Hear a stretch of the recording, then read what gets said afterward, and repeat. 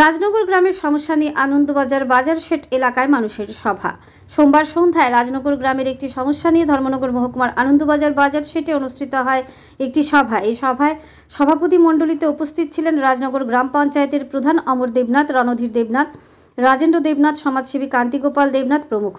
তাছাড়া এই সভায় হাফলং রাজনগর সহ আশেপাশের গ্রামের ও সাধারণ মানুষজন উপস্থিত ছিলেন। মূলত এই সভার কারণ হল ধর্মনগর মহকুমার 57 যুবরাজনগর বিধানসভা কেন্দ্রের অন্তর্গত রাজনগর গ্রামের বাসিন্দা সুনীল দাস এবং তার ছেলে বিপ্লব দাস তারা নাকি নাথ সম্প্রদায়কে নিয়ে কুরুচিকর মন্তব্য করেছে। পাশাপাশি এই বাপ ছেলে মিলে দীর্ঘদিন ধরে গ্রামের নিরীহ মানুষদের বিরুদ্ধে যে কোনো বিষয় নিয়ে মিথ্যে মামলা দিয়ে দিচ্ছে। তারই প্রতিবাদ জানিয়ে আজকের এই সভা, এমনটাই জানালেন রাজনগর গ্রাম পঞ্চায়েতের প্রধান। সভা শেষে যখন সাধারণ মানুষ থেকে শুরু করে সভায় উপস্থিত সকলে নিজ নিজ গন্তব্যস্থলে যাওয়ার জন্য বের হয়, সে সময় সুনীল দাসের ছেলে বিপ্লব দাস নাকি সভাতে থাকা ব্যক্তিদের দেখে নেওয়ার হুমকি দেয় বলে অভিযোগ সমাজসেবী কান্তিগোপাল দেবনাথের।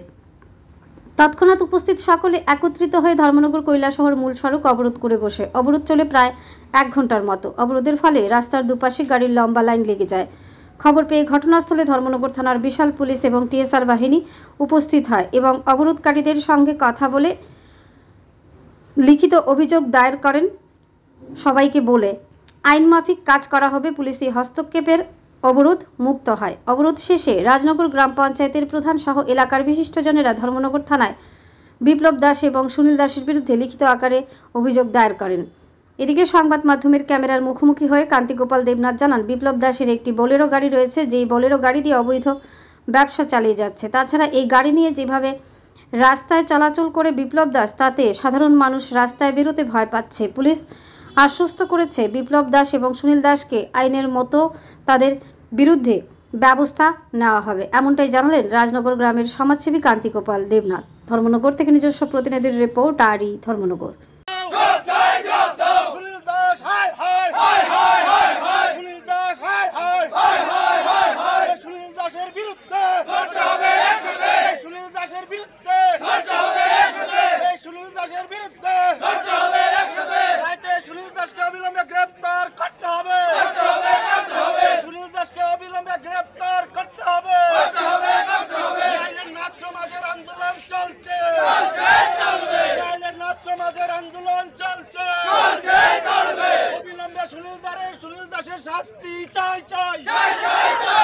রাজনগর গ্রাম থেকে আমার সঙ্গে রাজনগর গ্রামের মাননীয় প্রধান অমরদা আছেন এবং উপপ্রধান আমাদের অজিত শীল ভাইও আছেন।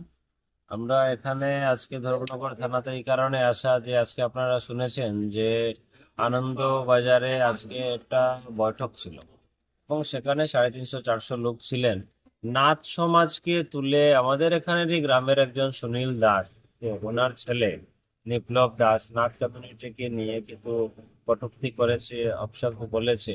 এই বিষয়কে নিয়ে আজকে 3টা গ্রামের মানুষ একত্রিত ভাবে বসেছিলেন, তিলতেই গ্রাম পঞ্চায়েত এবং হাফলং এবং আমাদের রাজনগর। কিন্তু সেখানেই এই বিষয়ে কথা চলছিল, সেই সময়ে সুনীল দাস এবং ওনার ছেলে এসে এখানে সবাইকে দেখে নেবে, প্রাণে মেরে ফেলবে, এইসব হুমকি দিয়ে যায়। এর আগে ওরা বিভিন্ন সময় এই গ্রামের ওদের পাড়া প্রতিবেশীর প্রায় 9টা পরিবারের উপরে ওরা একের পর এক কেস মোকদ্দমা কন্টিনিউয়াসলি আছে।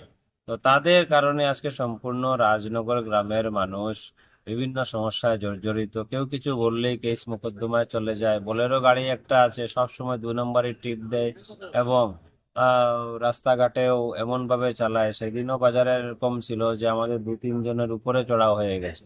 এইসব যাবতীয় ঘটনা নিয়ে ওরা যেভাবে সবসময় ভয় দেখিয়ে চলে, 2 নম্বর ব্যবসার সাথে জড়িত এবং এটা সর্বোপরি একটা কমিউনিটিকে নিয়ে এখন যেভাবে ওরা অকথ্য ভাষায় গালিগালাজ করে, তারই পরিপ্রেক্ষিতে আজকে ধর্মনগর থানাতে আসা।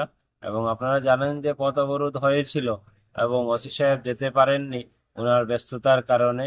উনি সেকেন্ড ওসি সাহেব আমাদের জানং সাহেব, তারপর আমাদের এসআই বিশ্বজিৎ দাস বাবু, নিকুঞ্জ দেবনাথ বাবু, ওনারা গিয়েছিলেন।